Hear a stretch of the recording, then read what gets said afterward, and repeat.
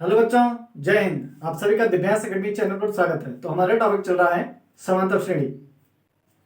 तो समांतर श्रेणी में प्रश्नावली 5.3 के क्वेश्चन हम सॉल्व कर रहे थे, जिसमें हमारा क्वेश्चन 17 तक हो गया था। ठीक है, अब इसमें 3 क्वेश्चन और बचे हैं शेष। तो ये 3 क्वेश्चन हम कंप्लीट कर लेते हैं, इसके बाद हमारा न्यू टॉपिक स्टार्ट हो जाएगा। ठीक है, ये समांतर श्रेणी वाला टॉपिक जो है समाप्त हो जाएगा। उसके बाद हम क्या करेंगे, न्यू टॉपिक स्टार्ट करेंगे। तो इधर जो है काफ़ी गैप हो गया है, और बोर्ड एग्जाम 2024 का जो पेपर हुआ है 7 मार्च को, ठीक है, उसका सॉल्यूशन हमने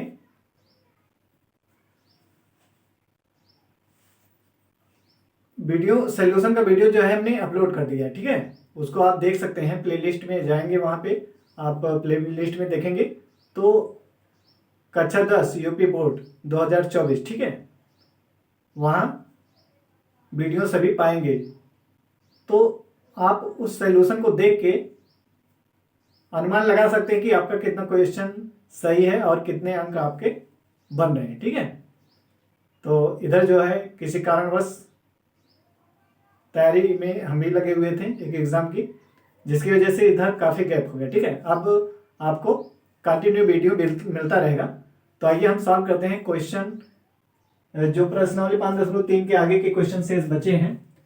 क्वेश्चन 18 देखिए, कह रहा केंद्र ए से प्रारंभ करते हुए, कहां से, केंद्र ए से, केंद्र ए यहां देखिए फिगर में दिया है। केंद्र ए से कह रहा प्रारंभ करते हुए बारी बारी से केंद्रों ए और बी को लेते हुए, कभी ए को केंद्र मान रहा है, कभी बी को। यही कह रहा है केंद्र बी को लेते हुए त्रिज्याओं 0.5 सेंटीमीटर, 1.0 सेंटीमीटर, 1.5 सेंटीमीटर, 2.0 सेंटीमीटर वाले उत्तरोत्तर अर्धवृत्तों को खींचकर एक सर्पिल बनाया गया है, जैसा कि आकृति 5.4 में दर्शाया गया है। 13 क्रमागत अर्धवृत्तों से बने सर्पिल की कुल लंबाई क्या है। पाई का मान दिया है 22/7। ठीक है, तो यहां पे कह रहा है कभी ए को केंद्र मान रहा है, कभी बी को मान रहा है। तो इस तरीके से उसकी त्रिज्याएं जो क्रमशः कितनी ले रहे हैं, 0.5, फिर 1 सेंटीमीटर, मतलब 0.5 क्या उसमें बढ़ता जा रहा है। जब ए को केंद्र मान रहे तो ये त्रिज्या इसकी, इस अर्धवृत्त की L1 जो है, इसकी कितनी है त्रिज्या, 0.5 सेंटीमीटर। जब बी को केंद्र मान रहे हैं तो इसकी त्रिज्या जो है, ये जो नीचे बन रहा है L2, इसकी त्रिज्या ये कितनी है, 1 सेंटीमीटर।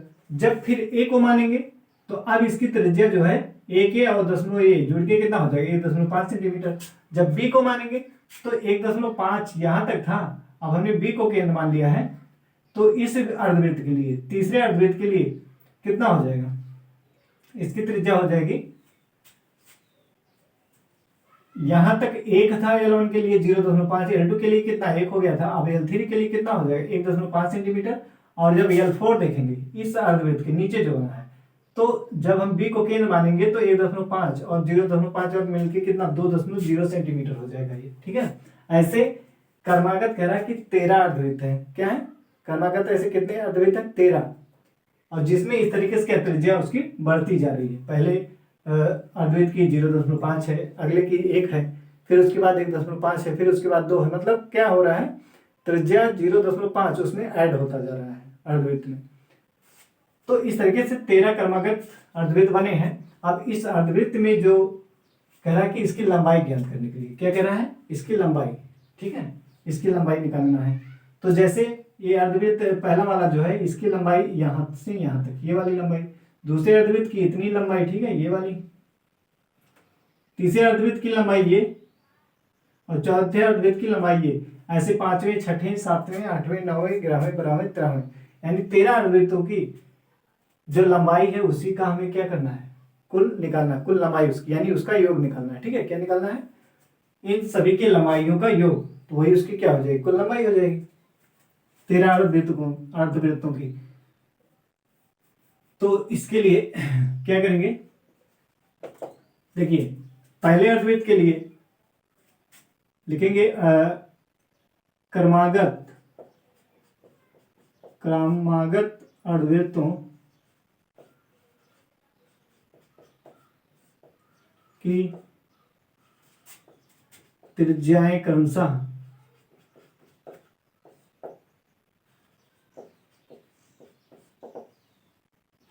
क्रमशः पहला अर्धवृत्त है, फिर दूसरा, तीसरा, चौथा, ठीक है, फिर पांचवा, ऐसे डॉट डॉट। कितने अर्धवृत्त हैं? 13 अर्धवृत्त। कितने हैं? 13वां अर्धवृत्त, ठीक है।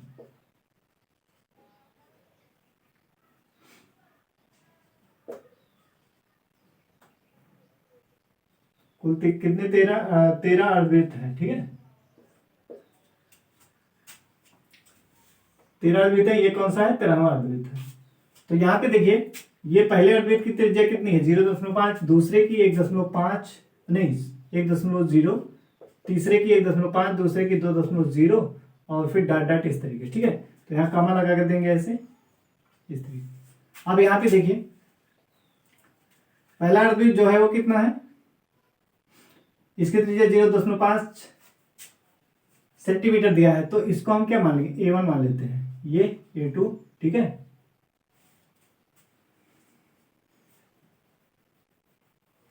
या इसको क्या मान सकते हैं? R1 मान सकते हैं। इसको क्या मान सकते हैं? R1, ठीक है। ये है R2 त्रिज्या है ना, और ये R3 और ये R4। इस तरीके से कितने अर्धवृत्त है? 13 अर्धवृत्त हैं, ठीक है। 13वें अर्धवृत्त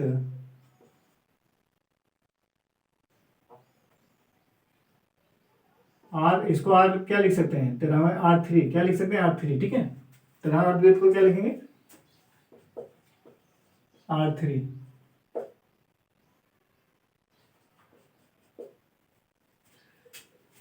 तो देखिए, अब क्रमागत पदों का अंतर क्या है? समान है कि नहीं? 0.5 है, इसके बाद क्या है? 1.0 है, 1.5 है, 2.0, मतलब इनके क्रमागत पद का अंतर कितना है? समान है। तो ये कैसी, ये जो श्रेणी हमें मिल रही है, कैसी श्रेणी है? समांतर श्रेणी। तो लिख लेंगे, चूंकि क्रमागत पदों का अंतर समान है, अतः यह समांतर श्रेणी, यह समांतर श्रेणी है, ठीक है। ये कैसी श्रेणी है? समांतर श्रेणी। अब लिखेंगे, इसलिए समांतर श्रेणी का प्रथम पद ए बराबर किसके हो जाएगा? R1 के बराबर होगा। तो R1 कितना है? 0.5 है। ये प्रथम पद हो गया, ठीक है। फिर सार्वांतर तथा सार्वांतर D बराबर क्या होता है? A2 माइनस A1 कितना होता है? A2 minus A1। अब A2 के स्थान पे क्या है? R2 है, R2 माइनस R1, ठीक है। तो R2 कितना है? 1.0 है, और R1 कितना है? 0.5। तो घटाएंगे, कितना आएगा? 0.5। D का मान कितना आ गया? 0.5 आ गया, ठीक है। अब कितने अर्धवृत्त हैं? लिखेंगे, अर्धवृत्तों की संख्या, अर्धवृत्तों की संख्या n बराबर कितना है? 13 अर्धवृत्त की बात कर रहे हैं, ठीक। 13 क्रमागत अर्धवृत्तों, तो n बराबर कितना मिला हमें? 13। अब देखिए, इसके हमें लंबाई निकालना है। इसका मतलब क्या है कि L1, L2, L3 इन सब का क्या करना है? योग निकालना है। क्या निकालना है? योग। तो योग निकालने के लिए हमें क्या करना पड़ेगा? समांतर श्रेणी के योग का, समांतर श्रेणी के क्रमागत पदों, समांतर श्रेणी के पदों का योगफल जो होता है, क्या होता है? n/2। एक तो ये फॉर्मूला होता है 2a plus n minus 1 into D. एक तो ये फॉर्मूला होता है, दूसरा क्या होता है? एक होता है Sn बराबर n/2 a प्लस l, यानी प्रथम पद प्लस अंतिम पद। तो हम क्या करेंगे? अंतिम पद निकाल सकते हैं। 13वां पद को क्या, 13वां जो अर्धवृत्त है उसको क्या करेंगे? निकाल लीजिए। तो 13वां का त्रिज्या निकालने के लिए क्या निकलेंगे? Rn बराबर हम लिख सकते हैं An बराबर होता है formula a plus n minus 1 into D, ये फार्मूला होता है। तो यहाँ पे देखिए, n का मान कितना? R हमें कितना निकालना है? जानते हैं, चूंकि n बराबर इतना होता है, और हमें निकालना है R3 का मान। तो n के स्थान पे क्या लिखेंगे? R3 यहाँ पे लिखेंगे, n के स्थान पे 13, और a का मान कितना है? 0.5 है, प्लस n 13 है, माइनस 1, d का मान है 0.5। तो रखेंगे, कितना आ जाएगा? ये आ जाएगा R13 आ जाएगा कितना? 0.5, और 13 में से घटाएंगे कितना आएगा? 12। 12 से गुणा करेंगे, कितना आ जाएगा? 12 पंचे 60, 12 आएगा, और 12 से 0.5 भी गुणा करेंगे तो कितना? 12 पंचे 60 आएगा, और एक अंक पे दशमलव लगा देंगे, यानी 6 दशमलव कितना हो जाएगा? 0। तो इसको जोड़ेंगे कितना आ जाएगा, ये 6.5 आ गया R13, ठीक है। यानी 13वां जो अर्धवृत्त है उसकी त्रिज्या कितनी है, 6.5 सेंटीमीटर। अब हमें क्या करना है, योगफल निकालना है। तो योगफल के लिए क्या करेंगे, ये फार्मूला अब लिखेंगे।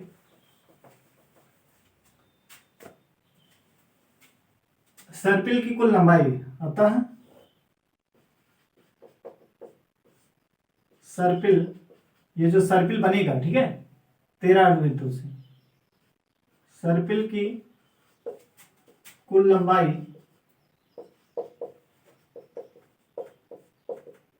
L1 plus L2 plus L3 plus dot dot कहाँ, L13 तक, ठीक है। तो अब L1 बराबर क्या लिख सकते हैं, ये बताइए, ये अर्धवृत्त है, पूरे वृत्त की परिधि कितना होता है, 2πr। पूरा जो वृत्त होता है उसकी परिधि यानी परिमाप कितना होता है, 2πr होता है।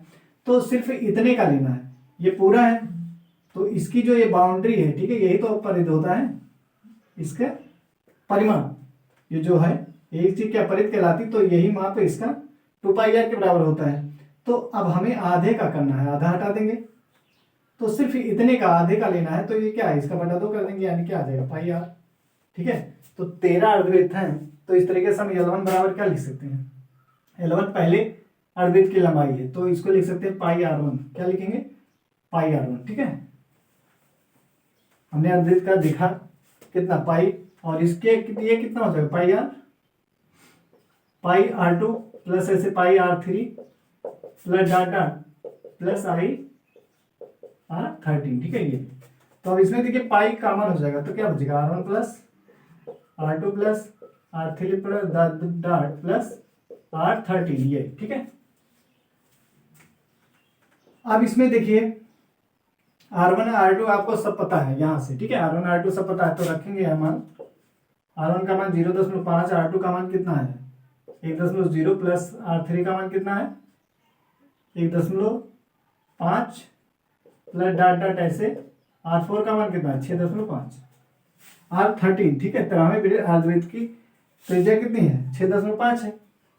अब इनका योगफल का फार्मूला हमें देखिए, पहला पद मालूम है और अंतिम पद, ये जो श्रेणी मिली है इसका हमें पहला पद मालूम है, अंतिम पद, तो फार्मूला योगफल का फार्मूला क्या लगाएंगे, अभी हमने बताया था SN बराबर n/2 A प्लस L, ये वाला फार्मूला, प्रथम पद प्लस अंतिम पद। तो यहाँ पे लिखेंगे प्रथम पद कितना है 0.5 प्लस अंतिम पद कितना है 6.5।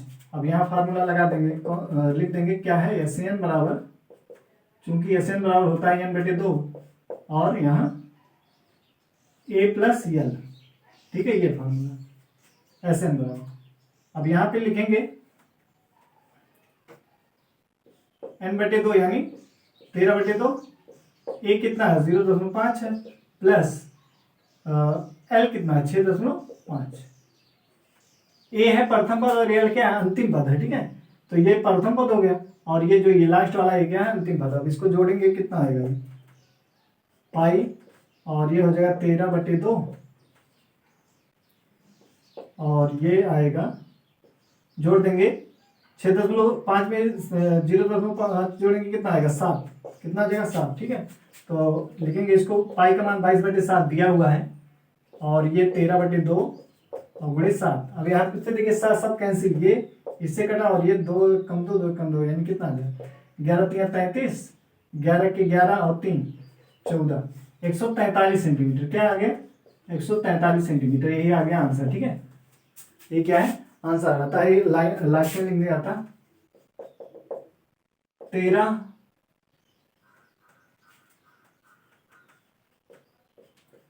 कर्मागत अर्धवृत्त से बने सर्पिल की लंबाई 143 सेंटीमीटर, ठीक है, कितना 143 सेंटीमीटर, ये क्या हो गया आंसर, क्लियर है, ये क्या है आंसर है, ठीक है, 143 सेंटीमीटर। अब हम क्वेश्चन नंबर 19 सॉल्व करेंगे, 18 हो गया, अब 19 को सॉल्व करते हैं, आपको समझ में आ गया होगा, ठीक है। पहला अर्धवृत्त, दूसरा, तीसरा, ऐसे चौथा, ऐसे कितने 13 क्रमागत अर्धवृत्त हैं और त्रिज्या आप देख ही रहे हैं 0 पॉइंट के शब्द की त्रिज्या बढ़ती जा रही है ऐसे। तो हमने इसका सबका पहले का दूसरा का मालूम था, लेकिन 13वां का नहीं मालूम था। हमने तो सबसे पहले क्या किया, 13वां अर्धवृत्त की त्रिज्या निकाल ली, त्रिज्या निकल गया। अब सर्किट की कुल लंबाई L1 + L2, इसकी लंबाई L1 है, इसकी L2 इसकी L4 है, ऐसे 13 अर्धवृत्तों की लास्ट वाले की कितना हो जाएगी, L13 L13 हो जाएगा। तो अब हमने बताया कि पूरे वृत्त का परिधि परिमाप कितना होता है, 2 पाई आर होता है, तो उसका आधा कितना हो जाएगा, पाई आर। ठीक है, ये इतनी लंबाई कितनी होगी, पाई आर हो जाएगा। तो पाई R1 पाई R2 पाई R3 ऐसे 13वें की कितनी हो जाएगी, पाई R13। फिर पाई को हमने समय कॉमन हो रहा था बाहर निकाल लिया, R1 + R2 सबका मान रखा है यहाँ पे, और फिर ये वाला फार्मूला लगाया। हमें पहला पद मालूम है, अंतिम पद मालूम है, तो ये फार्मूला लगा सकते हैं।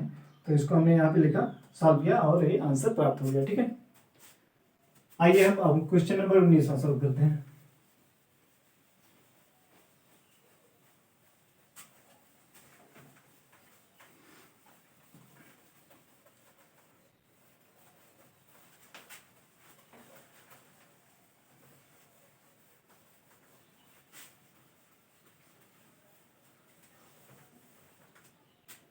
क्वेश्चन नंबर देखिए 19 में क्या कह रहा है, 200 लट्ठों को ढेरी के रूप में इस प्रकार रखा जाता है। सबसे नीचे वाली पंक्ति में 20 लट्ठे, उससे अगली वाली पंक्ति में 19 लट्ठे, उससे अगली पंक्ति में 18 लट्ठे इत्यादि। देखिए आखिरी तो 5.5 ए 200 लट्ठे कितनी पंक्तियों में रखे गए हैं तथा सबसे ऊपरी पंक्ति में कितने लट्ठे हैं। क्वेश्चन को ध्यानपूर्वक पढ़ेंगे आप पहले, ठीक है, फिर देखेंगे क्या दिया है और क्या जानना चाह रहा है। तो बुक में आप देखेंगे वहां पे फिगर दिया हुआ है। ठीक है, अब हम क्वेश्चन के अनुसार एक रफ फिगर बनाते हैं। 200 लट्टों को हमें क्या करना है, ढेरी के रूप में रखना है। किसके रूप में, ढेरी के रूप में उसको रखा जा रहा है। अब कह रहा है कि सबसे जो नीचे वाली पंक्ति है, ठीक है, सबसे निचली वाली पंक्ति में जैसे आप देखे होंगे लकड़ी का बोटा देखे होंगे, लकड़ी के बोटे जो होते हैं उस तरीके से ये लट्ठे हैं। ठीक है, तो उनको क्या करेंगे, पहले आप जमीन पे लिटा के सटा के उसको ऐसे पंक्ति में रखेंगे। तो कह रहा कि सबसे निचले वाले में कितना 20 लट्ठे रखे गए। कितने रखे गए हैं, 20। या आप बांस ले लीजिए, बांस के टुकड़े कर दीजिए। ठीक है, अब उसको क्या करेंगे, सबसे नीचे जो पंक्ति है जमीन पे उसमें 20 है, उसके ऊपर वाली जो पंक्ति फिर उसी के ऊपर जब रखेंगे तो उसमें कितने 19 है, फिर उसके ऊपर जो रखेंगे उसमें कितने हैं 18 है, फिर उसके ऊपर जो 17, ऐसे ऐसे उसको सबको 200 लट्ठों को हमें रखना है।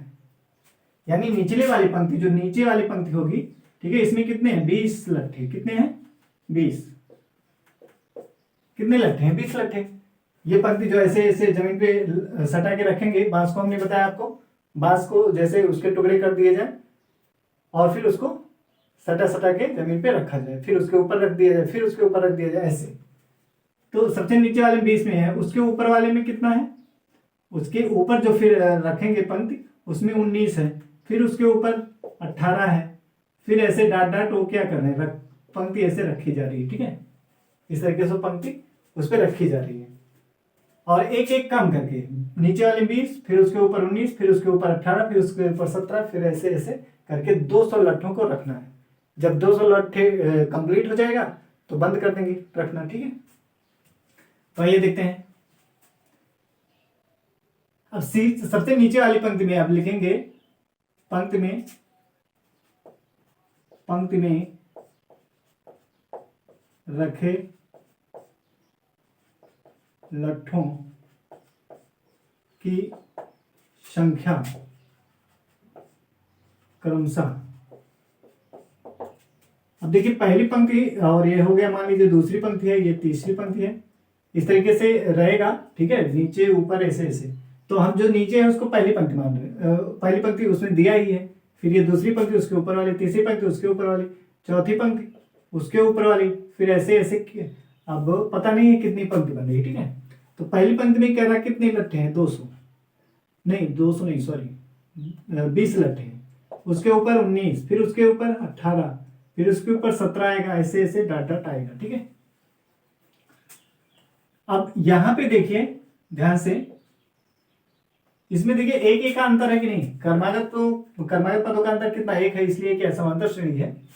तो हम समांतर श्रेणी जैसे सॉल्व करते हैं वैसे सॉल्व करेंगे, इसको लिखेंगे चूंकि कर्मागत पदों का अंतर समान है, और एक काम यहाँ पे और कर दीजिए। समांतर श्रेणी को हम कैसे लिखते हैं, आपको स्टार्टिंग में ही बताया है, A1 लिखते हैं यहाँ, A2, A3 और A4 डॉट डॉट ऐसे, ठीक है। अब लिखेंगे चूंकि कर्मागत पदों का अंतर समान है, अतः यह क्या है, समांतर श्रेणी है। कैसी श्रेणी है, ये जो हमें श्रेणी मिल रही है ये कैसी श्रेणी है, समांतर श्रेणी है। समांतर श्रेणी है इसलिए क्या लिखेंगे, समांतर श्रेणी का प्रथम पद ए बराबर किसके होगा, A1। तो A1 कितना है, 20 है, तो प्रथम पद ए का मान कितना आ गया, 20। क्लियर है। अब तथा लिखेंगे सार्वंतर, तथा सार्वंतर स्मॉल डी बराबर क्या होता है, A2 माइनस A1। दूसरे पद में से पहले को घटाएंगे, यानी 19 माइनस 20 लिखेंगे तो कितना आ जाएगा, डी का मान आ जाएगा -1। कितना आ जाएगा, -1, ठीक है, ये आ गया। अब लिखेंगे लट्ठों की कुल संख्या कितनी है, 200 है। कितना है, 200 है। तो मान लेंगे हमें पूछ रहा है क्या, क्वेश्चन में कह रहा है कि 200 लट्ठों को कितनी पंक्तियों में रखेंगे, ठीक है। तो लिखेंगे माना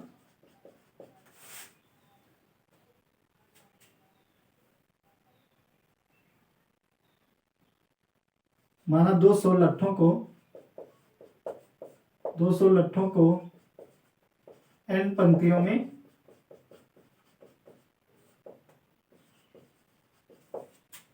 रखा गया है,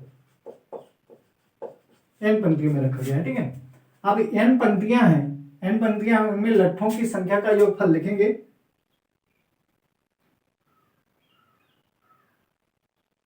n पंक्तियों में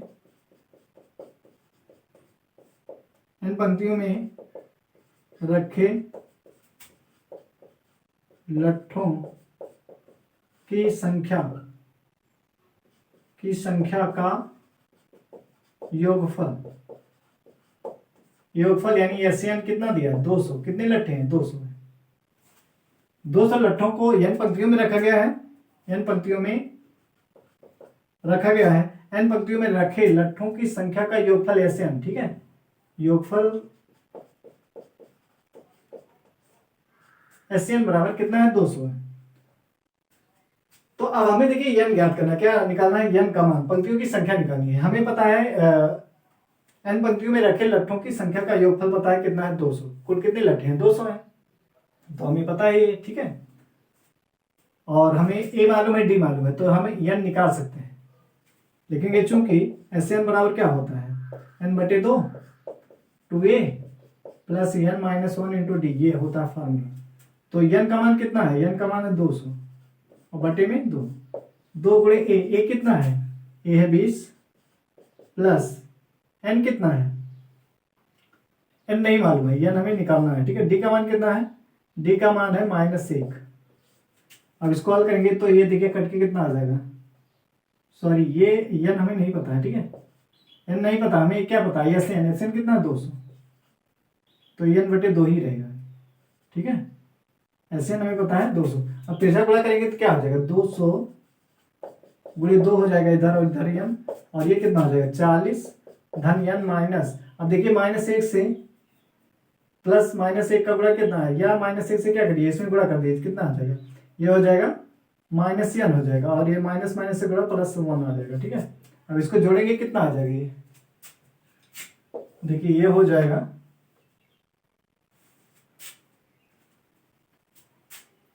400, और ये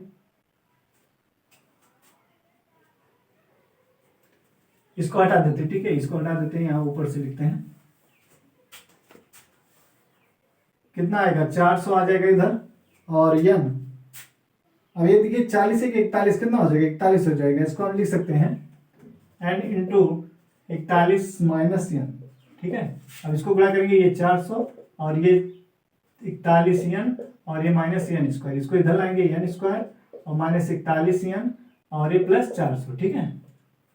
कितना प्लस 400 बराबर 0।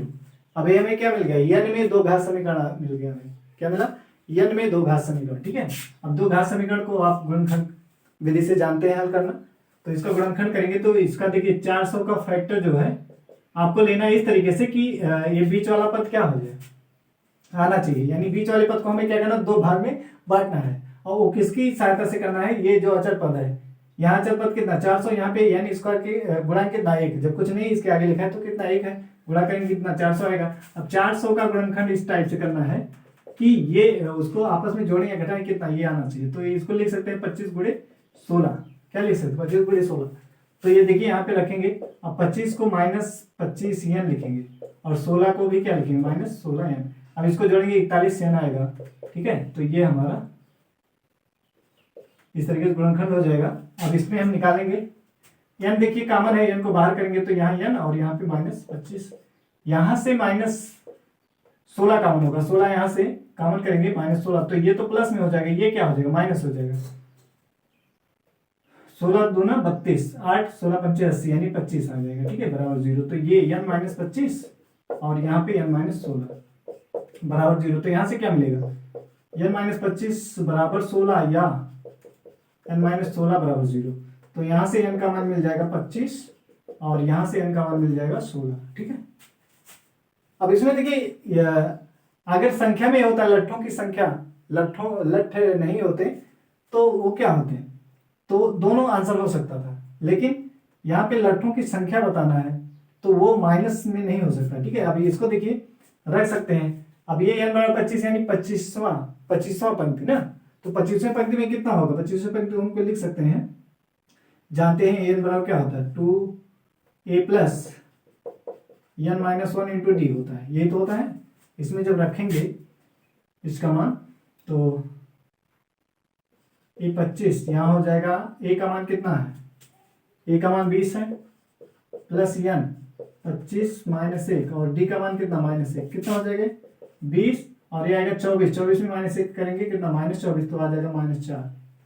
तो अब देखिए ये 25वां जो 25वें पंक्ति है उसमें लट्ठों की संख्या क्या -4 आएगी, तो -4 आ सकता है, लट्ठों की संख्या है तो क्या कोई पूर्णांक संख्या आएगी, धनात्मक संख्या आएगी, लेकिन इसमें क्या -4 आएगी, यानी n बराबर 25 जो ये क्या है ये अमान्य है, तो इसको नहीं लेंगे, ठीक है, इसको नहीं लेंगे। अब इसी को हम 16 लेंगे, ठीक है, तो लिखेंगे ये जो है n बराबर 25 अमान्य, क्या लिखेंगे असंभव, असंभव, ठीक है, क्योंकि लट्ठों की संख्या धनात्मक में आएगी, ठीक है, क्या आएगी धनात्मक होगी, ठीक है, लट्ठों की संख्या क्या होगी धनात्मक होगी। यहाँ पे क्या आ रहा है माइनस में आ रहा है, तो n बराबर, इसलिए n बराबर क्या 25, n बराबर 16 आता है। कुल पंक्तियों की संख्या कितनी है 16 है, एक आंसर ही मिल गया।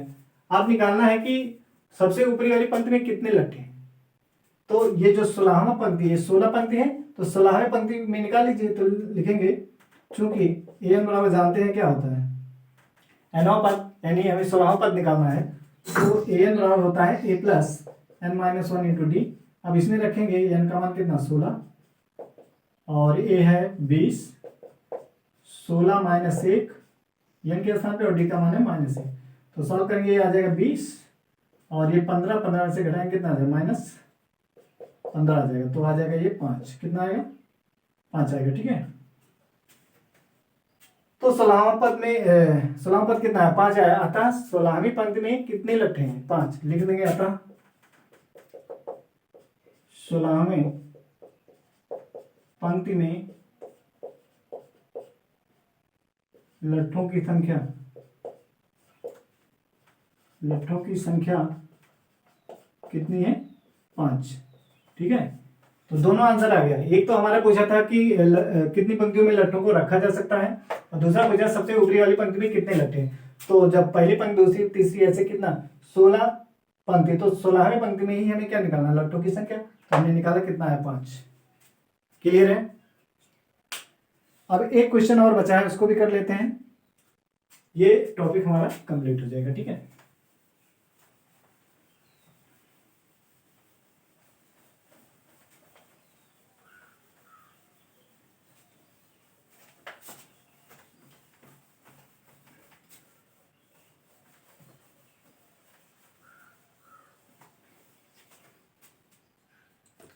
देखिए क्वेश्चन नंबर 20, इसको पढ़ देते हैं। बुक से आप देखिएगा, इसका सोल्यूशन देखिएगा तो आप बुक अपने पास रखिएगा। ठीक है, क्योंकि ये क्वेश्चन बड़ा है तो ब्लैक बोर्ड पे लिखना संभव नहीं है, क्योंकि ब्लैक बोर्ड जो है क्या है, इसकी साइज छोटी है। तो देखिए कह रहा है, एक आलू दौड़ पोटैटो रेस में प्रारंभिक स्थान पर एक बाल्टी रखी हुई है। फिगर बना लेते हैं, फिर क्वेश्चन पढ़ते हैं। ठीक है,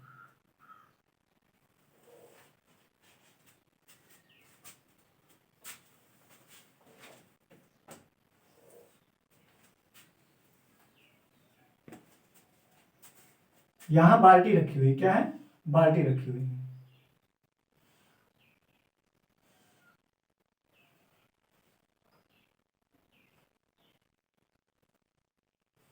ये बाल्टी रखी हुई, ठीक है। फिर यहां पे जो है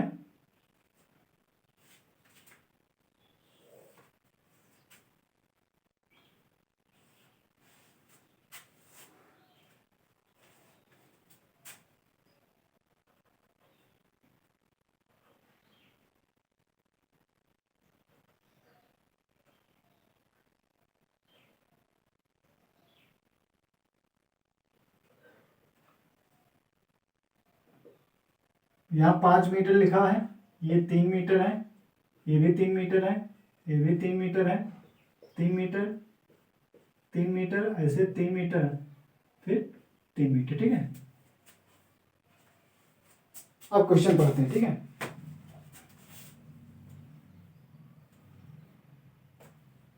इसमें आलू को रखना है, देखिए कह रहा कि बाल्टी, एक आलू दौड़ में प्रारंभिक स्थान पर एक बाल्टी रखी हुई जो पहले आलू से 5 मीटर।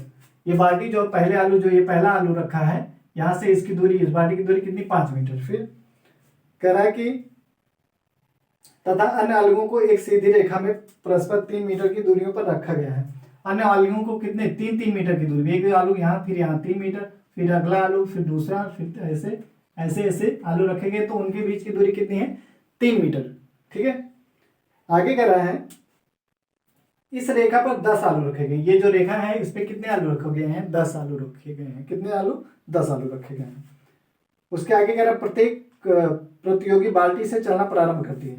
प्रत्येक प्रतियोगी जो है कहा, यहां से चलना शुरू करता है। ठीक है, निकटतम आलू को उठाती है, यहां से चलना प्रारंभ करती है, जो पहला आलू आता है उसको क्या करेगी, उठाएगी। फिर कह रहा है कि उसे लेकर वापस दौड़कर बाल्टी में डालती है। ये यहां से गई और फिर वापस इस आलू को उठाया और लाके इस बाल्टी में डाल दिया। ये फिर आगे दूसरा आलू उठाने के लिए वापस दौड़ती है। फिर जब यहाँ इसको डाल देती है, फिर दूसरा आलू उठाने के लिए फिर यहाँ जाती है, तो इस आलू को उठाती है, फिर दौड़ के इसमें आके डालती है। फिर तीसरा आलू उठाने के लिए फिर जाती है, फिर इसको उठा के फिर वापस आती है, फिर इसको डालती है। फिर चौथा आलू जाके उठाती है, फिर उसको उठा के फिर यहाँ वापस आती है डालने के लिए। ठीक है, ये प्रक्रिया करे कि आलू उठाने के लिए वापस दौड़ती है, उसे उठाकर वापस बाल्टी में डालती है, और फिर वह ऐसा तब तक करती है जब तक सभी आलू बाल्टी में ना आ जाए। इसमें प्रतियोगी को कुल कितनी दूरी दौड़नी पड़ेगी। तो हमें क्या निकालना है, प्रतियोगी की कुल दूरी कि वो इस 10 आलू को उठाने में कितनी दूरी तय करेगा, ये निकालना है। ठीक है, तो आइए समझते हैं इसको। पहले आलू को उठाएगा तो फिर क्या करेगा, वो वापस आएगा, यानी 5 मीटर यहाँ से चलना शुरू करता है, तो यहाँ गया 5 मीटर, फिर वापस आया 5 मीटर, फिर यहाँ से गया यहाँ, तो 5-3 8 मीटर गया, 8 मीटर वापस आया, फिर यहाँ से यहाँ जाएगा तीसरे आलू के पास, इसको उठाएगा, तो यहाँ देखिए 5-3 8 3 11, यहाँ 11 गया, फिर वापस 11 मीटर आएगा, इसमें डालेगा। तो इस तरीके से क्या 10 आलू को उठाने के लिए ये प्रक्रिया करता है। तो आइए देखते हैं इसको।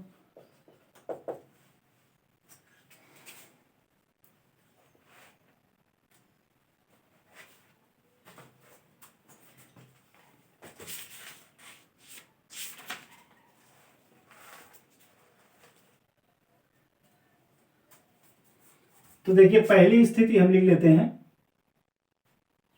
स्थिति, ठीक है।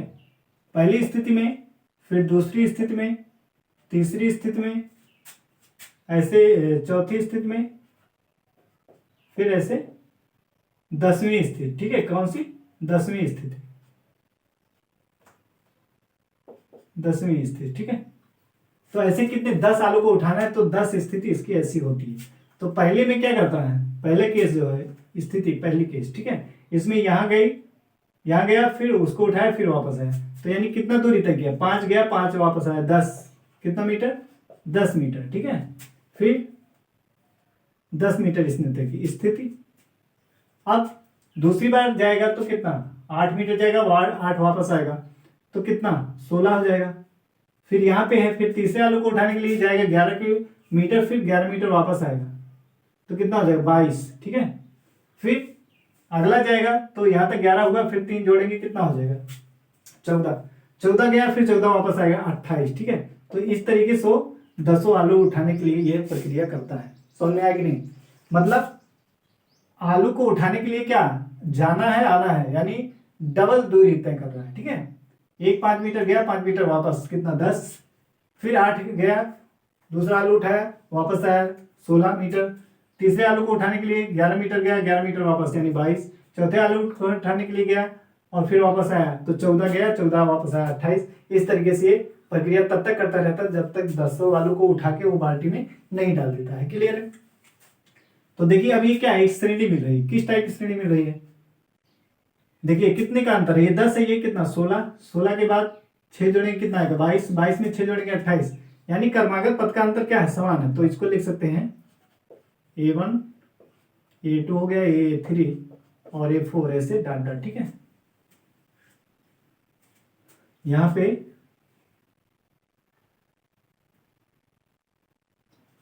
10 बार, कितनी बार ये काम करता है, 10 बार करता है, ठीक है। यहां पर भी क्या लिख सकते हैं, 10 बार, 8, 10, ठीक है, ये 10।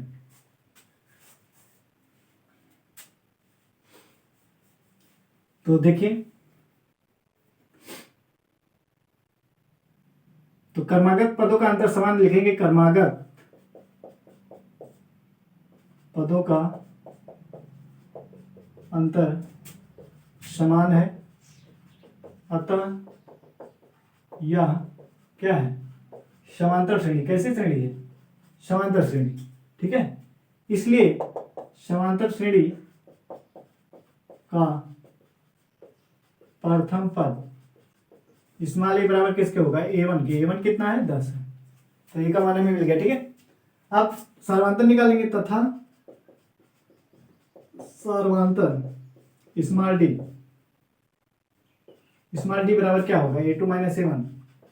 तो A2 कितना है, 16, और A1 कितना है, 10, तो कितना आ जाएगा, डी का मान आ जाएगा 6, कितना आएगा, डी का मान 6 आ जाएगा, ठीक है।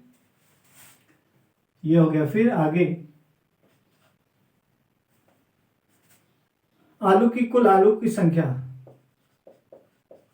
आलू की संख्या n बराबर कितना है, 10 है, ठीक है।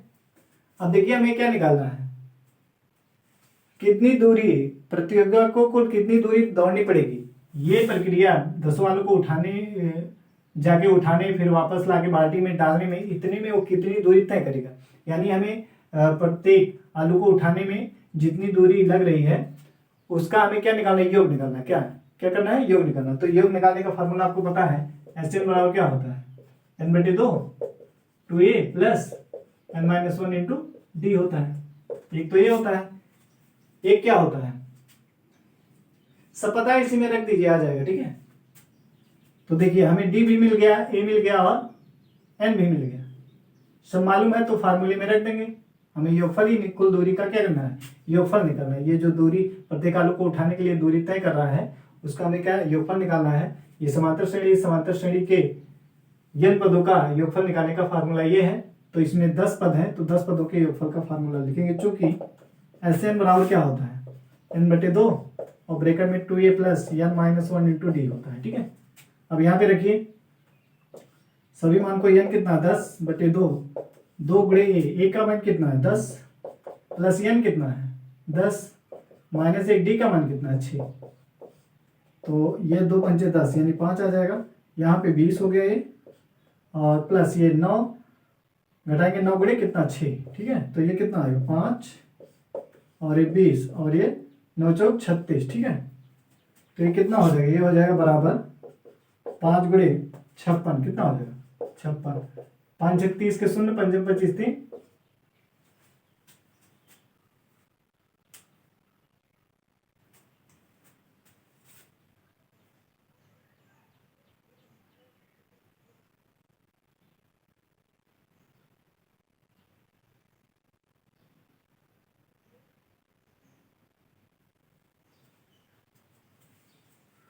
n/2।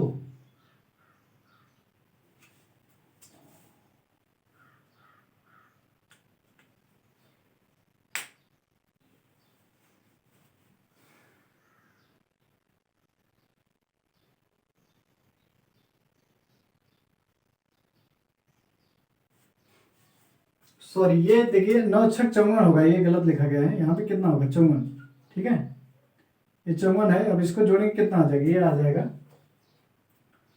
74, 9 छक 54 और 10 दूना 20,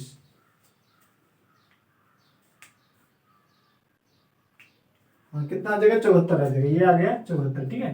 अब इसको गुणा करेंगे 5 से, तो 5 चौक 20 और 5 सत्ते 35, 35 और 2 37, यानी कितना आ गया 370, कितना आ गया 370, क्या आ जाएगा मीटर, क्योंकि मीटर में दिया है तो अतः लिखेंगे, अतः प्रतियोगी